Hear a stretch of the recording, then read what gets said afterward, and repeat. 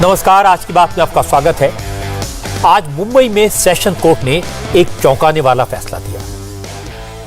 17 दिन से सलाखों के पीछे, 13 दिन से मुंबई के आर्थर रोड जेल में बंद शाहरुख खान के बेटे आर्यन खान की जमानत की याचिका नामंजूर कर दी। अदालत ने 5 दिन पहले अपना फैसला रिजर्व किया था। आज जज ने 2 लाइन का फैसला सुना दिया। आर्यन खान, मुनमुन धमेचा और अरबाज मर्चेंट की बेल एप्लीकेशन नामंजूर की जाती है। इसकी वजह अदालत ने अपने लिखित और डिटेल फैसले में बताई। यह फैसला मेरे पास है। इसमें लिखा कि आर्यन के पास न तो कोई ड्रग बरामद हुई, न आर्यन के पास से पैसा बरामद हुआ। आर्यन खान ने ड्रग्स खरीदी, इसका कोई सबूत नहीं है।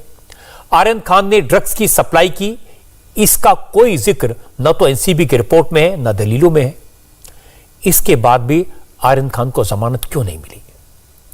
शाहरुख खान के बेटे की बेल एप्लीकेशन को रिजेक्ट करने की वजह क्या है? आज हम इसकी बात करेंगे। आर्यन खान को जमानत मिलने की उम्मीद सबको थी। आर्यन के वकील अमित देसाई और सतीश मानशिंदे को भी अपनी दलीलों पर भरोसा था। लेकिन अदालत ने क्या कहकर आर्यन के वकीलों की दलीलों को खारिज किया, यह भी आज मैं आपको बताऊंगा। पहले आपको बताते हैं कि आखिर एनसीबी ने किस आधार पर, किस बेसिस पर आर्यन और उसके दोस्तों की जमानत की याचिका को खारिज करने की अपील की थी। एनसीबी किस आधार पर आर्यन को जेल में रखना चाहती है? असल में पिछले 17 दिनों से आर्यन खान कानून के शिकंजे में है। पहले एनसीबी की कस्टडी में रहा, फिर 8 अक्टूबर से मुंबई की आर्थर रोड जेल में है। आज लगा कि आर्यन को जमानत मिल जाएगी, लेकिन ऐसा नहीं हुआ।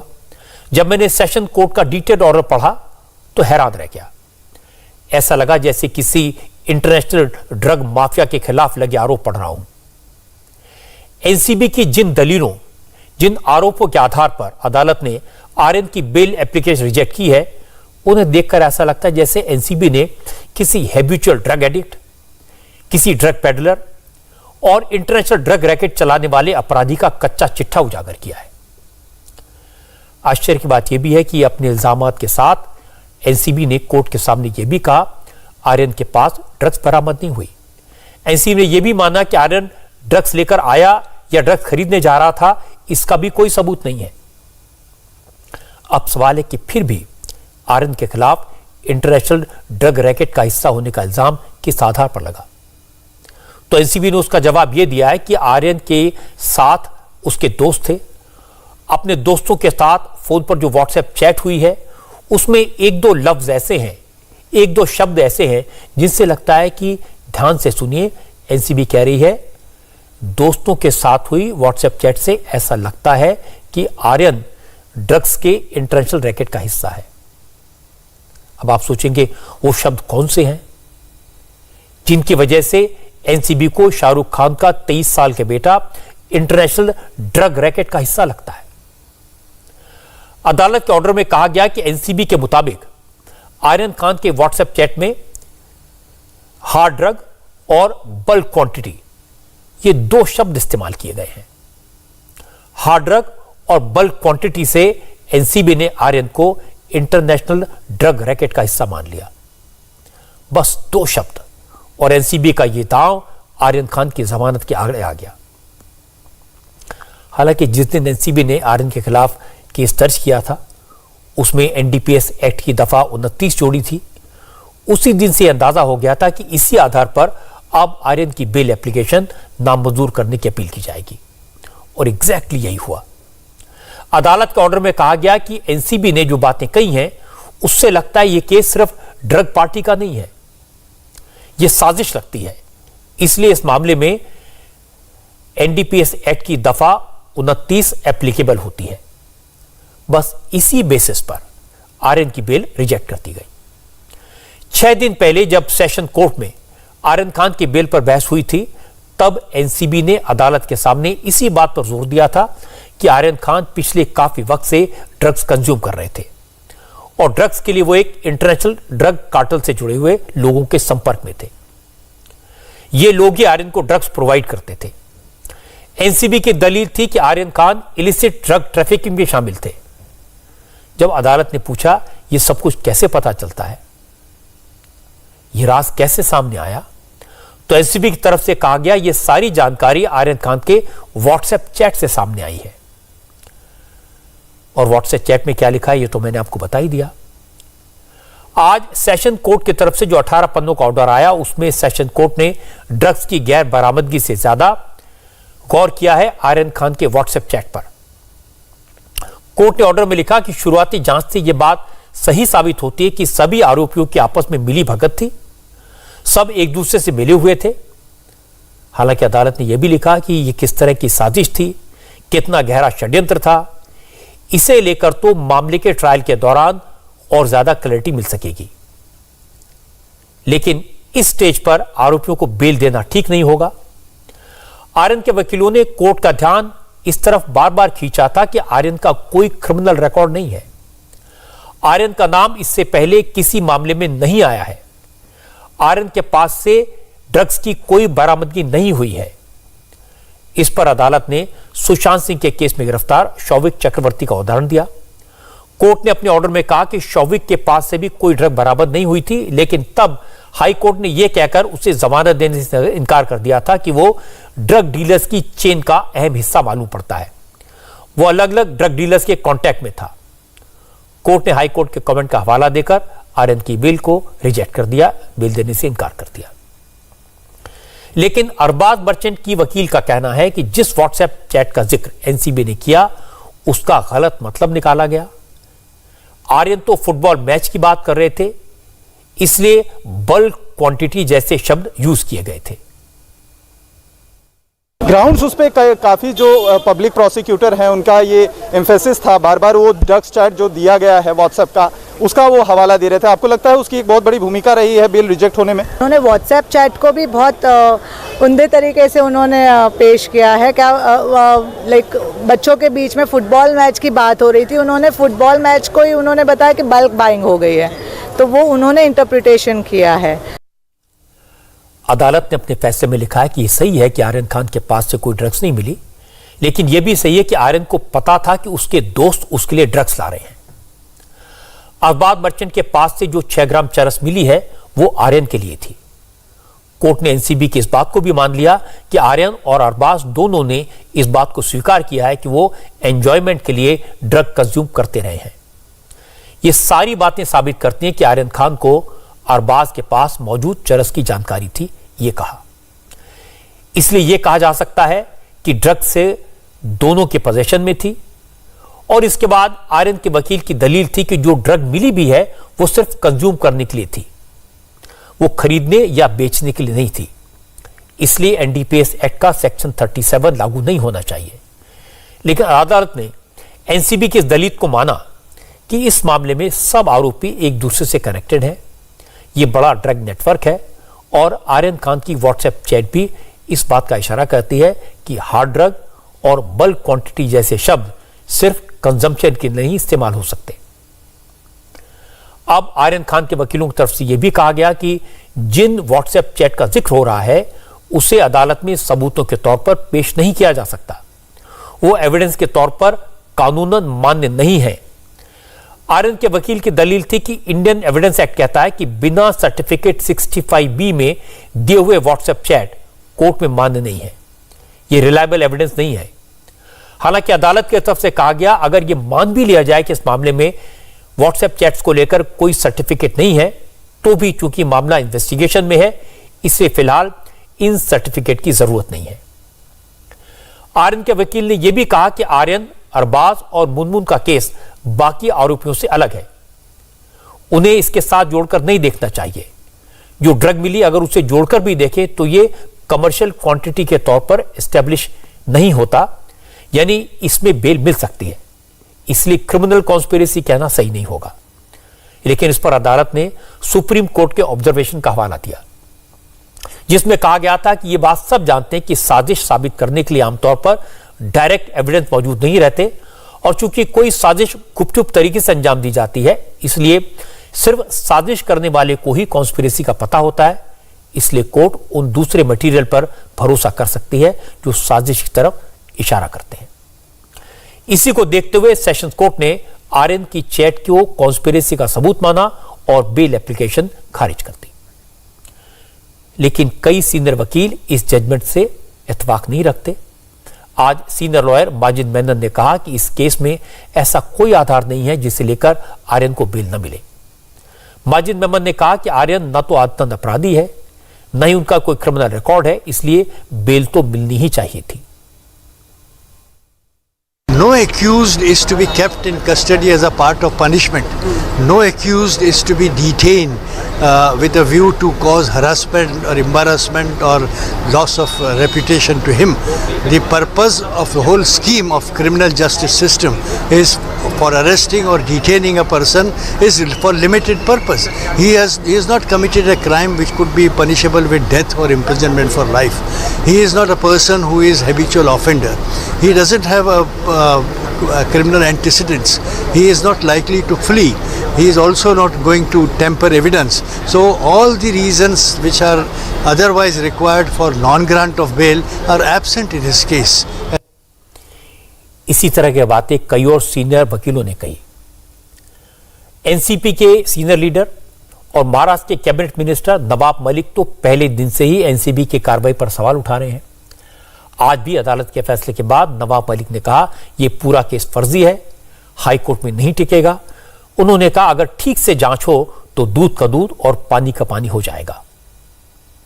मैं ये बता दूं, कोई हाई कोर्ट अगर चला जाए तो ये पूरा मामला फर्जी है। हम पहले दिन से कह रहे हैं, इसमें ना कोई सीजर क्रूज से हुई, ना कोई सीजर ये टर्मिनस से हुई। सारी तस्वीरें जो मीडिया को लीक की गई, ये जोनल डायरेक्टर समीन वाड़खेड़े के कैबिन की थी।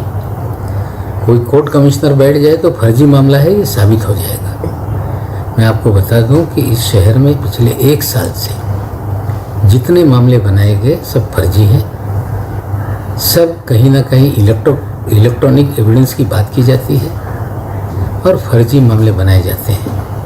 हमने बहुत सारे सबूत इकट्ठा किए हैं। हो सकता है कि कुछ लोग न्यायालय में जाएं और जब जांच बैठेगी सारे मामलों की, ये सारे मामले फर्जी हैं, ये सामने आ जाएगा। जो भी चीज़ें इस शहर में हो रही हैं सस्ती पब्लिसिटी के लिए, लोगों को डर पैदा करने के लिए, और कहीं ना कहीं बड़ी उगाही इस शहर में हो रही है।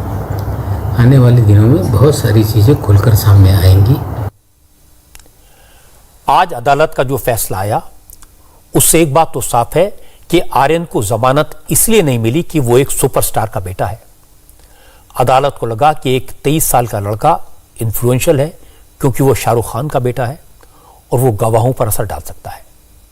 मुझे लगता है ये थोड़ा अन्याय है। किसी फेमस पर्सनैलिटी का बेटा होना अपराध नहीं है। आर्यन 17 दिन से जेल में है। एनसीबी के पास यह जानने का पर्याप्त वक्त था कि आर्यन का किस किस से लिंक है। सिर्फ व्हाट्सएप चैट के मतलब निकालकर किसी को अपराधी करार दे देना, इंटरनेशनल ड्रग माफिया बता देना, यह ठीक नहीं लगता। वैसे जब मैं अदालत का ऑर्डर पढ़ रहा था तो ऐसा लगा जैसे किसी आरोप का कोई सबूत नहीं है। पूरा का पूरा केस सिर्फ कल्पना पर, शक पर, आशंका पर, एजम्पशन पर आधारित है। आर्यन के दोस्त अरबाज के पास 6 ग्राम चरस बरामद हुई। एनसीबी को लगता है कि यह चरस आर्यन खान के लिए थी। इस आधार पर एनसीबी ने मान लिया कि आर्यन खान को अगर बेल दी गई तो वो जेल से बाहर आकर फिर ड्रग्स लेगा, फिर से ड्रग्स रैकेट चलाएगा। पूछा गया रैकेट की बात कहां से आई तो एनसीबी ने आर्यन और अरबाज की व्हाट्सएप चैट दिखा दी। हार्ड ड्रग और बल्क क्वांटिटी, इन 2 शब्दों के सहारे एनसीबी ने आर्यन को अंतरराष्ट्रीय ड्रग रैकेट का हिस्सा मान लिया। अदालत ने कहा आर्यन उन इंटरनेशनल ड्रग डीलर्स के नाम नहीं बता रहा जिनके साथ उसका कांटेक्ट है। आर्यन और अरबाज के वकील कह रहे हैं कि दोनों दोस्त आपस में फुटबॉल टूर्नामेंट की बात कर रहे थे। उसी रेफरेंस में चैट हुई। अब आर्यन और अरबाज कौन सी डीलर का नाम बता दें, जब किसी से कांटेक्ट नहीं तो किसका नाम ले लें, लेकिन एनसीबी मानने को तैयार नहीं है। कुल मिलाकर ऐसा लग रहा है जैसे एक नौजवान लड़के की गलती को आधार बनाकर उसे आदतन अपराधी साबित करने की कोशिश हो रही है। यह सही नहीं है, यह अन्याय है और मुझे पूरा यकीन है कि हाई कोर्ट इन सब बातों पर गौर करेगा और आर्यन को न्याय मिलेगा, बेल मिलेगी, वो अपनी बेगुनाही साबित करेगा। अब आपको प्रधानमंत्री नरेंद्र मोदी की बात सुनवाता हूं। आज मोदी का पूरा दिन बहुत हेक्टिक था। एक दिन में 5 जगह उन्होंने भाषण दिए, लोगों को संबोधित किया। पहले दिल्ली में, फिर कुशीनगर में कई कार्यक्रमों में हिस्सा लिया। दिल्ली में उन्होंने अफसरों को संबोधित किया और कुशीनगर में पब्लिक को। मोदी ने कहा उनकी सरकार ने एक बहुत बड़ा काम किया है। उनके इस काम का सबूत आम लोगों के चेहरे पर, उनके आत्मविश्वास पर दिखता है। अब लोगों को यह भरोसा हुआ है कि सरकारी सिस्टम करप्शन के बिना भी चल सकता है। सरकारी योजनाओं का फायदा लोगों को बिना बिचौलियों के, बिना लेन देन के भी मिल सकता है और यह बड़ी उपलब्धि है। असल में प्रधानमंत्री नरेंद्र मोदी सीबीआई और सीवीसी की ज्वाइंट कॉन्फ्रेंस को एड्रेस कर रहे थे। नरेंद्र मोदी ने कहा, सीबीआई और सीवीसी के टॉप ऑफिसर से बताया कि करप्शन छोटा हो या बड़ा, करप्शन करप्शन है। मोदी ने कहा कि अफसरों को समझना पड़ेगा कि सेंट्रल इन्वेस्टिगेटिव एजेंसीज का काम किसी को डराना नहीं है, बल्कि लोगों के मन से डर निकालना है। हमारे यहां शास्त्रों में कहा गया है, न्यायमूलम सुराज्यम स्यात्, यानी सुराज्य तभी संभव है जब सभी को न्याय मिले। भ्रष्टाचार, करप्शन, छोटा हो या बड़ा, वो किसी न किसी का हक छीनता ही है। ये देश के सामान्य नागरिक को उसके अधिकारों से वंचित करता है और एक राष्ट्र के रूप में हमारी सामूहिक शक्ति को भी प्रभावित करता है। आप सभी साथियों पर, जिन संस्थानों से आपका संबंध है, उन पर करप्शन रूपी अन्याय को खत्म करने की बहुत बड़ी जिम्मेदारी है। बीते 6-7 सालों के निरंतर प्रयासों से हम देश में एक विश्वास कायम करने में सफल हुए हैं कि बढ़ते हुए करप्शन को रोकना संभव है। आज देश को ये विश्वास हुआ है कि बिना कुछ लेन देन के, बिना बिचौलिए के भी सरकारी योजनाओं का लाभ मिल सकता है। और आज देश को ये भी विश्वास हुआ है कि देश को धोखा देने वाले, गरीब को लूटने वाले कितने भी ताकतवर क्यों ना हो, देश और दुनिया में कहीं भी हो, अब उन पर रहम नहीं किया जाता। सरकार उनको छोड़ती नहीं है। मोदी ने दिल्ली में अफसरों को बताया कि करप्शन पर कैसे लगाम लगाई गई, कैसे सिस्टम बदला। और इसके बाद मोदी कुशीनगर पहुंचे। मौका तो था कुशीनगर में इंटरनेशनल एयरपोर्ट के उद्घाटन का, लेकिन मोदी ने कुशीनगर से मिशन पूर्वांचल की शुरुआत की और यहां भी आज सबसे पहले करप्शन की बात की। कुशीनगर महात्मा बुद्ध की महापरिनिर्वाण स्थली है। मोदी महापरिनिर्वाण मंदिर गए, भगवान बुद्ध के दर्शन किए, प्रतिमा पर चीवर चढ़ाया। मंदिर में मोदी ने बौद्ध भिक्षुओं से मुलाकात की और इसके बाद मोदी ने कुशीनगर में पब्लिक मीटिंग को एड्रेस किया। यहां मोदी ने कहा कि उन्होंने पिछले 6-7 साल में देश की सबसे पुरानी और सबसे गंभीर बीमारी को दूर करने की कोशिश की है। अब देश में घपले, घोटाले और करप्शन की बात नहीं होती।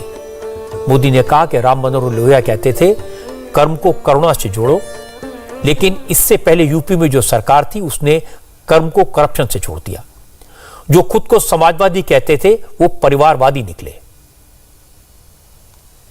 आज बहुत ईमानदारी के साथ केंद्र और राज्य सरकार यूपी के विकास में, इस क्षेत्र के विकास में जुटी है।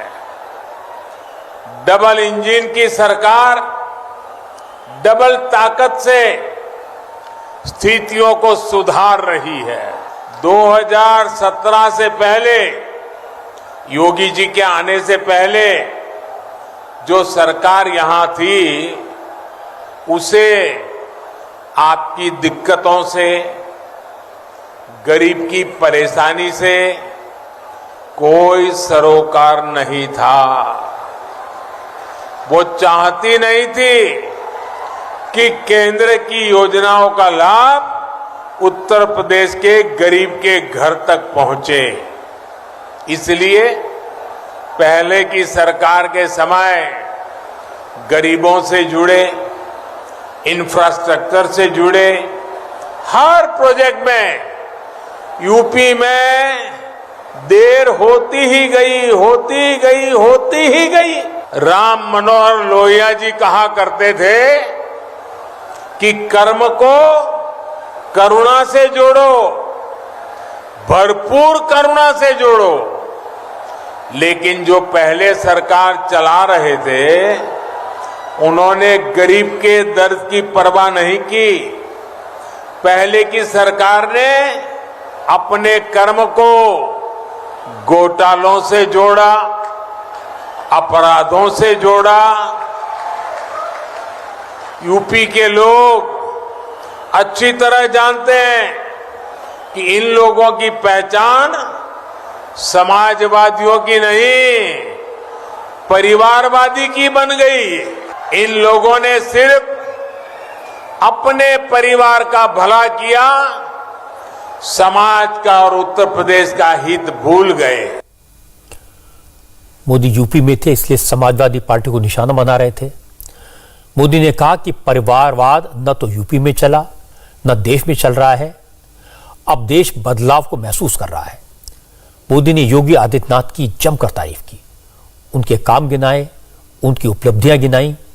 मोदी ने कानून व्यवस्था की बात की, कहा पहले यूपी में माफिया को खुली छूट थी और खुली लूट थी, लेकिन अब योगी सरकार में माफिया माफी मांगते घूम रहे हैं।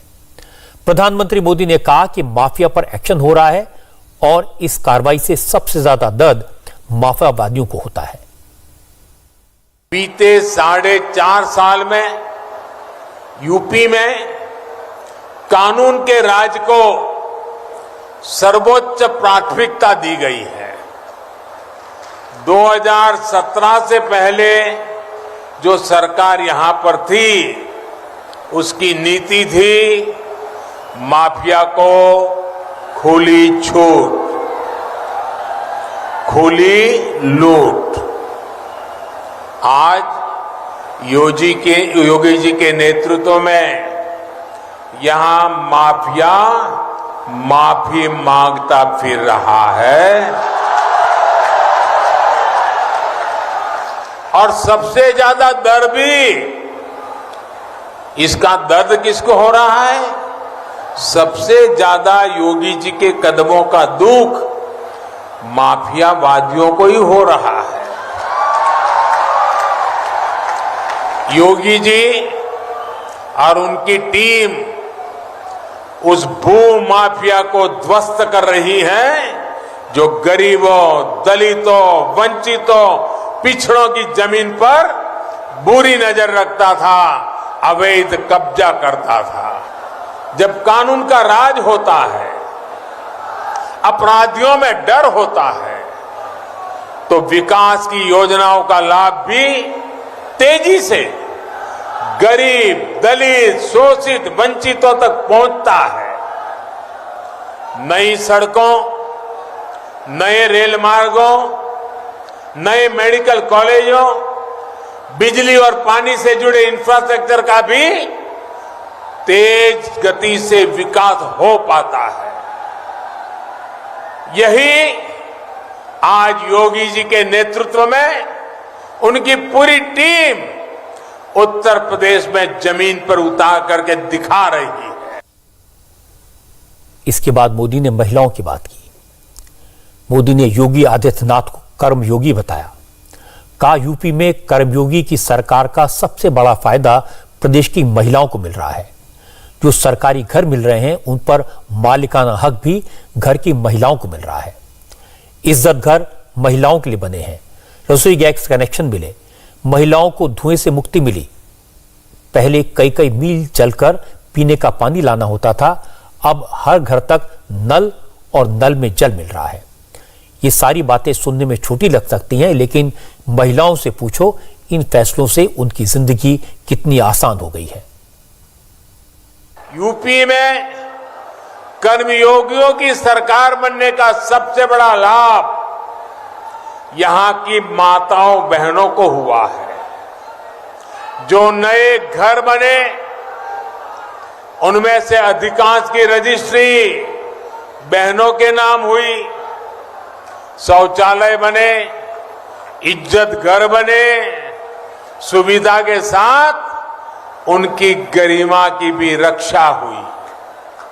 उज्ज्वला का गैस कनेक्शन मिला तो उन्हें धुएं से मुक्ति मिली और अब बहनों को पानी के लिए भटकना ना पड़े, परेशान ना होना पड़े, इसके लिए घर तक पाइप से पानी पहुंचाने का अभियान चल रहा है।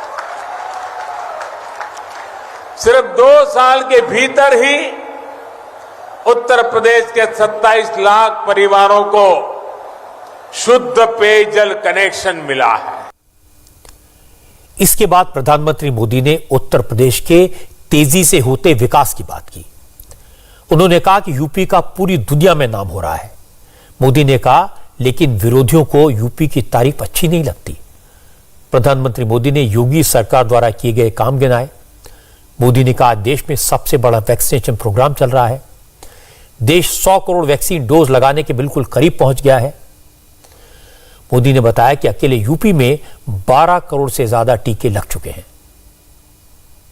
मैं जानता हूं कि जब मैं उत्तर प्रदेश की सामर्थ्य की, उत्तर प्रदेश की दुनिया में बन रही पहचान की प्रशंसा करता हूं तो कुछ लोगों को बहुत परेशानी होती है। लेकिन सच कहने से अगर परेशानी होती है तो उनके लिए गोस्वामी तुलसीदास जी कह गए हैं। गोस्वामी जी ने कहा है, जहां सुमति तहां संपत्ति नाना, जहां कुमति तहां विपत्ति निदाना। जहां शुद्ध बुद्धि होती है वहां हमेशा सुख की स्थिति बनी रहती है, और जहां कुबुद्धि होती है वहां हमेशा संकट का साया बना रहता है। हम तो गरीब की सेवा का संकल्प लेकर आगे बढ़ रहे हैं। कोरोना काल में देश ने दुनिया का सबसे बड़ा मुफ्त राशन का कार्यक्रम चलाया है। आज दुनिया का सबसे बड़ा, सबसे तेज टीकाकरण अभियान, सबको वैक्सीन, मुफ्त वैक्सीन 100 करोड़ टीकों के पास तेज गति से पहुंचने की तैयारी कर रहा है। उत्तर प्रदेश में भी अभी तक 12 करोड़ से ज्यादा टीके लगाए जा चुके हैं। इतनी ज्यादा आबादी वाला राज्य होने के कारण एक समय में उत्तर प्रदेश देश के हर बड़े अभियान के लिए चुनौती मान लिया जाता था, लेकिन आज उत्तर प्रदेश के हर बड़े मिशन की सफलता में अग्रणी भूमिका निभा रहा है। देश में प्रतिदिन औसतन सबसे ज्यादा वैक्सीन लगाने वाला अगर कोई राज्य है तो उस राज्य का नाम उत्तर प्रदेश है। मोदी ने बहुत सारी योजनाओं का जिक्र किया। कोई भी योजना सफल नहीं हो सकती अगर करप्शन हो, बेईमानी हो। लोगों तक जब डायरेक्ट बेनिफिट पहुंचता है, जितना पैसा दिल्ली से चलता है लोगों की जेब तक पहुंचता है, तभी जाकर लोगों को उसका लाभ दिखाई देता है। इसीलिए मोदी ने आज दिल्ली में और यूपी में करप्शन पर बात की। और यह बात तो मोदी के विरोधी में मानते हैं कि नरेंद्र मोदी ने पॉलिटिकल सिस्टम से करप्शन को खत्म किया है। नरेंद्र मोदी 20 साल से सरकार में है, 13 साल गुजरात के मुख्यमंत्री रहे। कभी कोई नहीं कह सका, न साबित कर सका कि मोदी ने किसी को फायदा पहुंचाया या किसी से फायदा उठाया। मोदी 7 साल से प्रधानमंत्री हैं उनकी सरकार के किसी मिनिस्टर पर करप्शन का चार्ज नहीं लगा। राहुल गांधी ने हजारों बार कहा नरेंद्र मोदी ने उद्योगपतियों को फायदा पहुंचाया, कभी कहा वो अपने दोस्तों के लिए काम करते हैं, पर ऐसी बातों पर किसी ने यकीन नहीं किया, क्योंकि न तो कोई मोदी का दोस्त होने का दावा कर सकता है और न उद्योगपति उनके घर के चक्कर काटते हैं। बल्कि उद्योगपतियों की शिकायत तो यह रही है कि मोदी किसी बिजनेसमैन की मदद नहीं करते। बड़े उद्योगपतियों से पूछिए, वो कहते हैं चाहे अमेरिका के प्रेसिडेंट हो या रशिया के, ब्रिटेन के हो या फ्रांस के, सब अपने अपने देशों के उद्योगपतियों की मदद करते हैं, उनका बिजनेस बढ़ाने में हेल्प करते हैं, क्योंकि वो उन्हें वेल्थ क्रिएटर मानते हैं। पर मोदी से ऐसी कोई उम्मीद नहीं कर सकता। इसीलिए मोदी सिस्टम में करप्शन के सवाल पर इतनी सख्ती से, इतनी बेबाकी से बोल सकते हैं। नरेंद्र मोदी जिस वक्त कुशीनगर में रैली कर रहे थे, उस वक्त प्रियंका गांधी लखनऊ से आगरा जाने की प्लानिंग कर रही थी और दोपहर में अचानक प्रियंका गांधी का काफिला आगरा के लिए निकल पड़ा। असल में आगरा में पुलिस ने एक दलित युवक को थाने से 25 लाख रुपए की चोरी के इल्जाम में पकड़ा था। जगदीशपुरा थाने को माल खाने से 25 लाख रुपए की चोरी हुई थी। पुलिस ने सफाई कर्मी अरुण वाल्मीकि को पकड़ा और 15 लाख रुपए बरामद कर लिए। लेकिन रात में अरुण की तबीयत बिगड़ी, पुलिस ने उसे हॉस्पिटल में भर्ती कराया, हॉस्पिटल में उसकी मौत हो गई। पुलिस हिरासत में दलित युवक की मौत पर सियासत गर्मा गई। इसीलिए आज प्रियंका गांधी भी अरुण के परिवार से मिलने लखनऊ से आगरा के लिए निकल पड़ी। लेकिन लखनऊ आगरा एक्सप्रेसवे पर पुलिस ने प्रियंका को रोक दिया। चूंकि प्रियंका के दौरे की जानकारी कांग्रेस के कार्यकर्ताओं को दे दी गई थी, इसलिए बड़ी संख्या में पार्टी के लोग उनके साथ मौजूद थे। पुलिस ने प्रियंका को रोका तो कांग्रेस के कार्यकर्ता पुलिस के खिलाफ नारेबाजी करने लगे।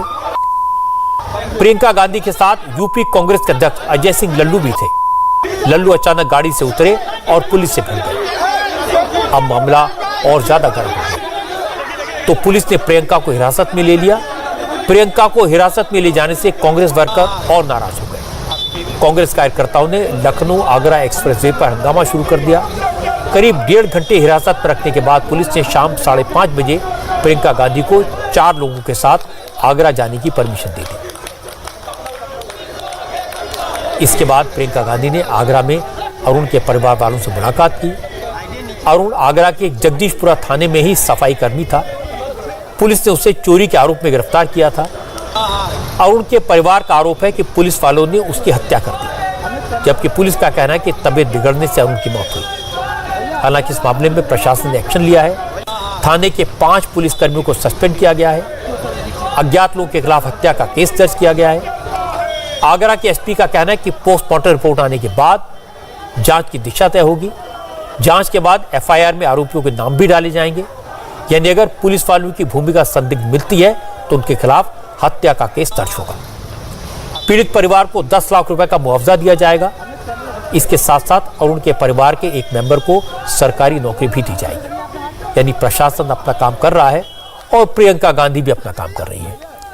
प्रियंका ने यह बात छुपाई भी नहीं। उन्हें जब लखनऊ आगरा एक्सप्रेस पर रोका गया, उसी वक्त प्रियंका ने कहा बीजेपी से सिर्फ कांग्रेस लड़ रही है, कांग्रेस ही बीजेपी के खिलाफ सड़कों पर है, दूसरे दलों के नेता तो घरों में बैठे हैं। प्रियंका ने कहा कि बीजेपी चाहती है कि दूसरी विरोधी पार्टियों के नेताओं की तरह वो भी घर पर बैठ जाएं, इसीलिए वो जहां भी जाती हैं पुलिस उनका रास्ता रोक देती है। ये चाहते हैं कि मैं सिर्फ अपने रेस्ट हाउस में बैठी रहूं पूरे दिन, क्योंकि अगर मैं कहीं भी जाने की कोशिश करती हूँ सिर्फ कांग्रेस के ऑफिस तक जाने की इजाज़त है। मुझे कहीं भी जाने की कोशिश करती हूँ तो ये आपको आप देख रहे हैं क्या व्यवहार है, मतलब रिडिकुलस हो गया है। आपने प्रशासन को जानकारी दी होगी कि आप आगरा जाना चाह रही हैं, पुलिस के लोग थे, मीडिया के लोग थे, फिर एकाएक हाईवे पे आकर के ट्रक लगा देना। वहाँ जाने क्यों तमाशा करना चाहते हैं हर बार? लेकिन मैंने तो कहा है मैं जाऊंगी, अब वेट करूंगी। मैंने कहा मुझे परमिशन दो जाने के लिए, मैं वेट कर लेती हूँ। पुलिस प्रशासन ने कुछ रीजन बताया है यहाँ रोकने का? वो बोल रहे हैं कि हम बात कर रहे हैं। रीजन तो उनके पास हमेशा वही होता है, 144 है, लॉ एंड ऑर्डर का सिचुएशन है, ऐसी चीजें। अभी आप कह रहे थे कि मैं जाऊंगी वहाँ लॉ एंड ऑर्डर का सिचुएशन। आज तक तो कुछ हुआ नहीं है मेरे जाने से ऐसा। मैं पीएम साहब की रैली में तो नहीं जा रही हूँ। वहाँ पे हजारों लोग इकट्ठे हैं, वहाँ पे 144 नहीं है, यहाँ पे 144 है। तो देखिए लड़ तो हम रहे हैं, अब ये जानते हैं कि इनसे लड़ने वाले तो सिर्फ हम हैं। सबको दबा रखा है इन्होंने। दूसरे जो विपक्ष के नेता हैं वो कुछ बोलते नहीं है, निकलते नहीं है, कोई वजह होगी। इन्होंने दबाया हुआ है किसी न किसी तरह से। हम दबेंगे नहीं, हम चुप नहीं होंगे। विपक्ष के लोगों को हम कोशिश करेंगे कि विपक्ष के लोग संगठित हो जाएं, एक कोशिश कर रहे हैं भारतीय जनता पार्टी के खिलाफ। अरे पहले लड़ना तो शुरू करें, जब लड़ना शुरू करेंगे तभी तो संगठित होंगे। जब लड़ने की इच्छा ही नहीं है, बैठे अपने घरों में, तो कैसे आगे कैसे बढ़ सकते हैं। मैं मेहनत न्याय के लिए कर रही हूँ, मैं मेहनत उन लोगों के लिए कर रही हूँ जो अपनी आवाज़ नहीं उठा सकते हैं, जिनकी उम्मीद बुझ चुकी है। मैं उन किसानों के लिए मेहनत कर रही हूँ, मैं उन गरीब लोगों के लिए मेहनत कर रही हूँ, महिलाओं के लिए कर रही हूँ, मैं उनके लिए मेहनत कर रही हूँ। और इसका नतीजा जो निकले ना निकले वो देखा जाएगा। भारतीय जनता पार्टी ये कहती है कि आप पॉलिटिकल टूरिज्म पे आती है, इस पे आप क्या कहेंगे मैम? सबसे बड़े टूरिस्ट तो आज कुशीनगर में एयरपोर्ट खोल रहे हैं। असल में आज वाल्मीकि जयंती है और आगरा में जिस शख्स की पुलिस हिरासत में मौत हुई थी वो भी वाल्मीकि समाज का था। इसलिए जैसे ही अरुण की मौत की खबर आई, प्रियंका ने तुरंत आगरा जाने का फैसला कर लिया। कुल मिलाकर मामला दलित समाज को इंप्रेस करने का है, दलित वोटों का भी है, और इसमें कुछ गलत भी नहीं है। और यह बात सही है कि प्रियंका गांधी मेहनत तो कर रही हैं। आज प्रियंका आगरा पहुंच गई, इससे पहले लखीमपुर खीरी पहुंची थी, लेकिन मायावती ने इस घटना पर सिर्फ ट्वीट कर दिया था और अखिलेश यादव ने बयान देकर अपना आज काम पूरा कर दिया। इसीलिए प्रियंका को यह कहने का मौका मिला कि विरोधी दलों के नेता बीजेपी को वॉकओवर दे रहे हैं, लेकिन वो ऐसा नहीं होने देंगी। जिस वक्त प्रियंका हाईवे पर पुलिस से उलझ रही थी, उस वक्त अखिलेश यादव लखनऊ में सुहेलदेव भारतीय समाज पार्टी के अध्यक्ष ओम प्रकाश राजभर के साथ मीटिंग कर रहे थे। मीटिंग के बाद अखिलेश यादव ने सुहेलदेव भारतीय समाज पार्टी के साथ अलायंस का ऐलान कर दिया। समाजवादी पार्टी के ऑफिशियल ट्विटर हैंडल पर लिखा, वंचितों, शोषितों, पिछड़ों, दलितों, महिलाओं और हर कमजोर वर्ग की लड़ाई समाजवादी पार्टी और सुहेलदेव भारतीय समाज पार्टी मिलकर लड़ेंगे। ओम प्रकाश राजभर ने ट्विटर पर लिखा, अब की बार भाजपा साफ। ओम प्रकाश राजभर ने कहा, दलितों, पिछड़ों, अल्पसंख्यकों के साथ सभी वर्गों को धोखा देने वाली भाजपा सरकार के दिन बचे हैं 4। माननीय अखिलेश यादव जी ने कहा है कि आओ हम सब लोग मिलकर के इन मुद्दों पर हम लोग चुनाव लड़ा जाए, और मोर्चे में जो भी साथी आपके हैं हम सब लोग एक साथ मिलकर के चुनाव लड़ा जाएगा। ऐसी बात माननीय अखिलेश जी ने हमारे सामने प्रस्ताव रखा। भारतीय जनता पार्टी को खत्म करने के लिए, सत्ता से बेदखल करने के लिए हमारा उनका समझौता है। सीटों का कोई झगड़ा नहीं है। हम लोग मिलकर के 27 अक्टूबर के बाद हम लोग आएंगे, फिर बैठ करके सीटों का समझौता हम लोग बातचीत तय कर लेंगे। ओम प्रकाश राजभर आज अखिलेश यादव के साथ हैं, मिलकर चुनाव लड़ने की बात कह रहे हैं, लेकिन वो उनके साथ कब तक रहेंगे कोई नहीं कह सकता, क्योंकि ओम प्रकाश राजभर योगी आदित्यनाथ की सरकार में मंत्री थे, फिर लोकसभा इलेक्शन के मौके पर इस्तीफा देकर एनडीए से अलग हो गए। 4 महीने पहले उन्होंने असदुद्दीन ओवैसी के साथ मिलकर चुनाव लड़ने का ऐलान कर दिया था। इसके बाद वो शिवपाल यादव से मिले। कुछ दिन पहले यूपी बीजेपी के अध्यक्ष स्वतंत्र देव सिंह से मिले और कहा, अगर वो मेरी शर्तें मान लेंगे तो बीजेपी के साथ अलायंस कर लूंगा। आज वो अखिलेश यादव से मिलने पहुंच गए। अभी चुनाव में 4 महीने का वक्त है और 4 महीने बाद ओम प्रकाश राजभर कहां होंगे शायद वो खुद भी नहीं जानते। पंजाब की सियासत में कैप्टन अमरिंदर सिंह एक बार फिर से सेंटर स्टेज में आ गए हैं। अमरिंदर सिंह ने ऐलान किया कि वो अपनी पॉलिटिकल पार्टी बनाएंगे, बीजेपी के साथ अलायंस करेंगे, लेकिन इसमें कैच है। उन्होंने कहा, अगर बीजेपी किसानों की समस्या को सम्मानजनक तरीके से सुलझा लेती है तभी बीजेपी के साथ सीट शेयरिंग कर सकते हैं। कैप्टन के इस ऐलान से पंजाब की सियासत में हलचल तो आई है। कांग्रेस के नेताओं ने कैप्टन पर खुलकर हमले शुरू कर दिए हैं। पंजाब के deputy chief minister Sukhjinder Singh Randhawa ने कहा कि कैप्टन बीजेपी से डर गए हैं। कैप्टन की फैमिली के खिलाफ ईडी और मनी लॉन्ड्रिंग समेत कई केस चल रहे हैं। उनसे बचने के लिए कैप्टन ने बीजेपी के सामने घुटने टेक दिए हैं। अमरिंदर सिंह ने अपना सत्यानाश कर दिया है। एक तो पंजाबी में कहते हैं सत्यानाश, एक सवा सत्यानाश उन्होंने कर लिया कि जिस पार्टी के अगेंस्ट सारी उम्र हम लड़ते रहे हों, जिनके अगेंस्ट हम बोलते रहे हों, जिनके अगेंस्ट अकाली दल और बीजेपी को गालियां निकालते रहे अमरिंदर सिंह, इन्होंने जो भिंडरांवाले के साथ और जो टेररिस्टों के साथ, मेरे को समझ नहीं आ रही कि बीजेपी कहते हैं कि हम सेकुलर हैं, हम किसी जो टेररिस्टों के साथ या गैंगस्टर के साथ हैं उनके साथ बात नहीं करते। पहले अमरिंदर सिंह की इंक्वायरी करा लें कि ये उस टाइम में जब इन्होंने 84 में रिजाइन किया था किसके साथ रहे, उसके बाद किनके साथ रहे, क्या क्या करते रहे, क्या उनका बैकग्राउंड है, क्या पाकिस्तान के साथ रिश्ते हैं। हम नवजोत सिद्धू को तो कह सकते हैं उसको जप्पी डाल दी, इसको ये कर दिया, ये तो घर में रख बैठे रहे। देखिए मजबूरी होती है जब आदमी भटक जाए, जब उसका अपने वेस्टेड इंटरेस्ट हो जाए, परिवार की बातें आ जाएं, तो फिर मजबूरी तो हो जाती है, कमजोरी तो आ जाती है। इनकी कमजोरी है, मैंने ये कहता कि वो उनके साथ है। इनके कई ईडी के केस हैं, बच्चों के केस हैं, कई और केस हैं, उनसे डर कर कि कुछ भी कर सकते। राजा महाराज जो होते थे ना, जब हमला हो गया तो पहले देखना लड़ाई करें, अगर दूसरी है तो हथियार डाल देते थे कि जी हम आपके साथ हैं, आप हमारे माई बाप हैं। इन्होंने बीजेपी के आगे हथियार डालकर कहा कि आप हमारे माई बाप हो। कांग्रेस अपने लिए खतरा मानती है? बिल्कुल कोई खतरा नहीं। अमरिंदर सिंह क्या, अगर खतरा होता तो हम चीफ मिनिस्ट्री से निकालते, हमने कहा निकाल तो गंद है। मजे की बात है कि जिन अमरिंदर सिंह के खिलाफ सुखजिंदर इतने गंभीर आरोप लगा रहे हैं, उन्हीं अमरिंदर सिंह की सरकार में वो 4.5 साल तक मंत्री थे, तब कोई कुछ नहीं बोला। पंजाब कांग्रेस के इंचार्ज हरीश रावत भी आज सामने आए। उन्होंने कहा कि कैप्टन अमरिंदर सिंह ने जिंदगी भर सेक्युलर राजनीति की है, लेकिन अब वो बीजेपी के साथ जाने की बात कहकर अपने सेक्युलर क्रेडेंशियल्स को खत्म कर रहे हैं। भाजपा के साथ जाना चाहते हैं तो जाएं, कौन रोक सकता है। यदि वो अपने पुराने सेकुलरिज्म के साथ जो उनका कमिटमेंट है उसके साथ नहीं टिक पा रहे हैं, उसको नहीं वो कर पा रहे हैं, नहीं तो उनको सर्वधर्म समभाव का प्रतीक माना जाता था और कांग्रेस के इतने लंबे ट्रेडिशंस के साथ वो जुड़े रहे हैं। मगर यदि वो जाना चाहते हैं तो कौवा खाना है तो फिर तीतर क्यों बता रहे हो, सीधे जाओ। भाजपा के साथ कहते हैं कि भाई यदि वो किसानों का कुछ अच्छा कर देंगे तो मैं मुझे कोई परहेज नहीं है उनके साथ जाने में, तो really it is statement is shocking and और ऐसा लगता है कि उनके अंदर जो सेकुलर अमरिंदर सिंह था उसको उन्होंने पूरी तरीके से मार दिया है। जाहिर है कैप्टन के ऐलान से कांग्रेस के नेता परेशान हैं।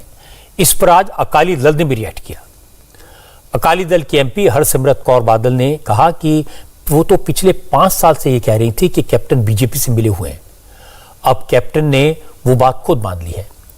कैप्टन हरसिमरत कौर ने कहा कि कैप्टन ने पहले पंजाब के लोगों को धोखा दिया, अपनी पार्टी को धोखा दिया, अब किसानों को धोखा दे रहे हैं। आई एम ग्लैड कि बिल्ली थैलो तो बाहर आ गई है। ਜਿਹੜਾ मैं 5 साल कहती रही है, कैप्टन साहब 5 साल तो ही बीजेपी दी लाइन लेंदे रहे ने, भावें करतारपुर साहब दे लांघे दे जो नींह पत्थर रखा गया जिथे सारे दुनिया के सिखा ने शलाघा की, उत्थे भी कैप्टन साहब ने आतंकवाद ते फलां टिमका पूरी लाइन जी बीजेपी बोलती है। विरोधी कांग्रेसी नो या ममता बैन किसी को छड्डदे नहीं है। कदे भी कैप्टन के खिलाफ 5 साल जे एक शब्द प्रधानमंत्री दे मुंह जे कैप्टन के खिलाफ बोलिया, मैनू तुसी रिकॉर्डिंग कट के दिखाओ। वध तो वध जिहड़ा क्या है कि कैप्टन स्वतंत्र फौजी है, ते स्वतंत्र फौजी ने बीजेपी दे नाल रल मिल के जिस तरह काले कानूनां नू पास कराया ते गल नू लुको के रखिया पंजाब दी जनता तो, आज सारा कुछ सामने आ गया कि 5 साल कैप्टन किदे इशारे च नचदा रहा। पंजाब में कैप्टन अमरिंदर सिंह और बीजेपी दोनों को एक दूसरे की जरूरत है। बीजेपी के पास संगठन है, लेकिन पंजाब में कोई ऐसा बड़ा लीडर नहीं है जिसकी पूरे प्रदेश में पहचान हो। अकाली दल से नाता टूटने के बाद बीजेपी के पास कोई ऐसी बड़ी पार्टी नहीं है जिसकी पंजाब के सिख समाज में अच्छी पकड़ हो। दूसरी तरफ कैप्टन अमरिंदर सिंह पंजाब में बड़े लीडर हैं, जाना माना फेस हैं, लेकिन अब उनके पास कोई पार्टी नहीं है। अगर वो पार्टी बना भी लें तो इतनी जल्दी संगठन खड़ा करना उनके लिए आसान नहीं है। तो बीजेपी से अलायंस इन दोनों कमियों को पूरा कर सकता है, इसीलिए दोनों साथ मिलकर चुनाव लड़ सकते हैं। लेकिन बीच में बात फंस सकती है किसान कानूनों को लेकर। अगर अमरिंदर सिंह और बीजेपी को साथ मिलकर चुनाव लड़ना है तो फिर पंजाब में कुछ ऐसा करना पड़ेगा जो किसानों का दिल जीते। अमरिंदर को अगर अपनी क्रेडिबिलिटी बनाए रखनी है तो उनके लिए जरूरी है कि वो बीजेपी से किसान कानूनों पर ऐसा फैसला करवाएं जिसे किसान संगठनों के नेता स्वीकार कर लें। चुनाव के वक्त नेता पब्लिक के सामने हाथ जोड़ते हैं, लेकिन पंजाब में कांग्रेस के कुछ नेता ऐसे भी हैं जो इस समय भी पब्लिक पर हाथ उठाने की हिम्मत कर रहे हैं। कांग्रेस के एमएलए ने एक लड़के को सिर्फ इसलिए पीट दिया क्योंकि उसने एमएलए से पूछ लिया था उन्होंने गांव के लिए क्या किया। बस इस सवाल पर कांग्रेस के विधायक जोगिंदर पाल को गुस्सा आ गया। जोगिंदर पाल पंजाब के भोआ इलाके से विधायक हैं। जोगिंदर पाल ने अपने विधानसभा क्षेत्र में एक जगराते का प्रोग्राम रखा था, वहां वो अपने काम गिना रहे थे। इसी दौरान एक लड़के ने पूछ लिया, आपने हमारे गांव के लिए आखिर क्या किया है। एक लड़के का यह सवाल पूछना विधायक जी को नागवार गुजरा। पहले उन्होंने लड़के को पीटा, फिर उनके गनमैन और साथ के लोगों ने भी लड़के की पिटाई की। अब लड़का और उसके परिवार वाले इंसाफ की मांग कर रहे हैं।